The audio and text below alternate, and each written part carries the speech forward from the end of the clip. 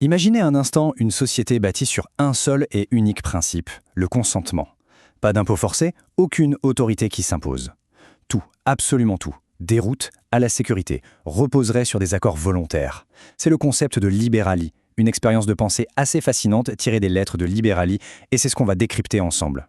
Et ça nous amène directement à la question qui fâche, la question au cœur de tout ce raisonnement. Est-ce que c'est seulement possible de faire tourner une société fonctionnelle sans ce qu'on appelle les pouvoirs publics? C'est vraiment le défi que cette idée de Liberali cherche à relever.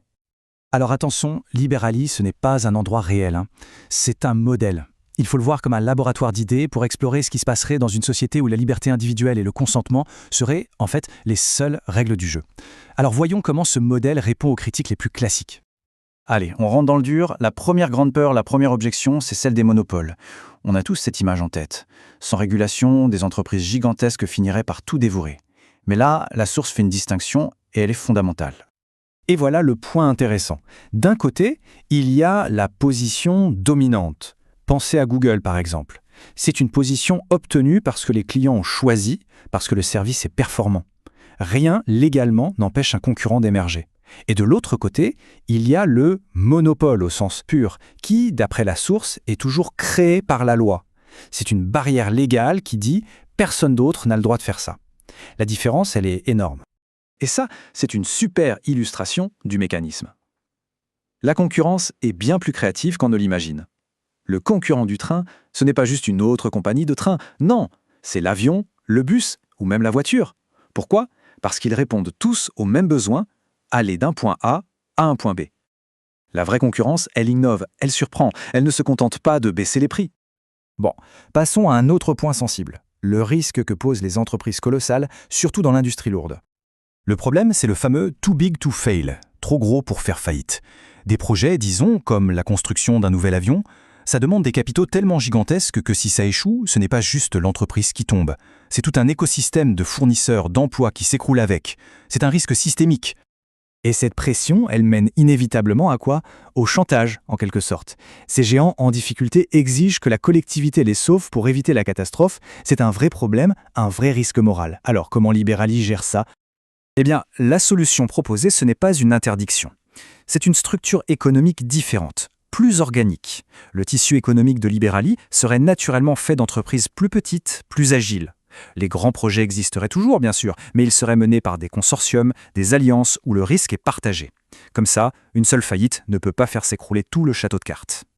On en vient maintenant à la dimension éthique. Est-ce qu'une société qui tourne autour du profit n'est pas, par définition, une société matérialiste, un peu vide de sens? C'est qu'une critique qu'on entend tout le temps, n'est-ce pas? L'idée que le respect de la propriété, du consentement, eh bien tout ça, ça mène juste à une course effrénée à l'argent au détriment de tout le reste. La source, elle, propose de voir les choses d'une toute autre manière. Le point crucial, il est là. L'argent n'est qu'un outil. La vraie valeur, c'est une réalité psychique. C'est un bénéfice subjectif ressenti. Prenons un exemple tout simple. Quand on achète un pain à 1 euro, ce n'est pas un échange d'une valeur contre une valeur égale. Non, c'est parce que pour nous, la valeur de ce pain, le plaisir de le manger, le fait de ne plus avoir faim, est bien plus grande que la valeur de l'euro qu'on donne en échange. Cette citation, elle résume parfaitement l'idée.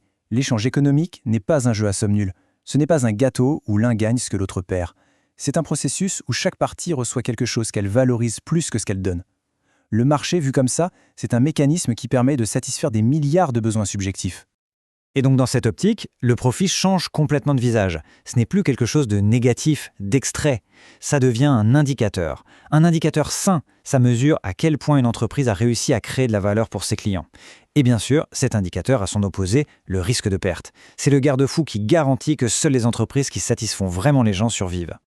On arrive au dernier point. Et c'est sans doute la critique la plus forte, la plus émotionnelle qu'on fait à une société de liberté. C'est le fameux argument du darwinisme social, l'idée que dans une compétition totale, les forts finiraient par écraser les faibles, ce qui créerait une société absolument impitoyable. Eh bien, la source va démonter cet argument en expliquant qu'il repose sur plusieurs grosses erreurs de perception. D'accord, alors, on va les prendre un par un, ces 3 malentendus. C'est vraiment essentiel pour saisir la vision de Liberali. Premièrement, l'idée que les forts, donc ceux qui réussissent, seraient des prédateurs. La source contre-attaque en disant que l'entraide, la solidarité, c'est profondément humain. Il suffit de voir les montants colossaux des dons caritatifs, notamment dans des pays comme les États-Unis, pour voir que réussite économique ne veut pas dire absence de solidarité, bien au contraire. Deuxième malentendu, confondre liberté et absence totale de règles, le chaos. Mais Liberalie, ce n'est pas du tout la loi de la jungle. Au contraire, c'est une société fondée sur un droit très strict avec un pilier central, le principe de non-agression. La compétition qui existe, c'est une compétition de talent, de service, pas une compétition violente.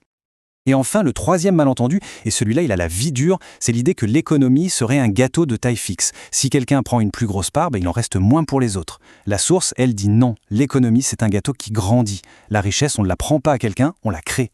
Dans un échange libre, un entrepreneur ne peut s'enrichir qu'en proposant quelque chose qui enrichit la vie de son client. C'est un jeu à somme positive. La conclusion de tout ça, c'est donc un retournement complet de la critique de départ. La liberté, loin d'écraser les faibles, serait précisément le mécanisme qui leur permet de transformer leurs talents, parfois cachés, en de véritables forces, reconnues et valorisées par les autres. En fait, ce serait un moteur d'épanouissement pour chacun. Ce qui nous laisse avec 7 questions pour la fin.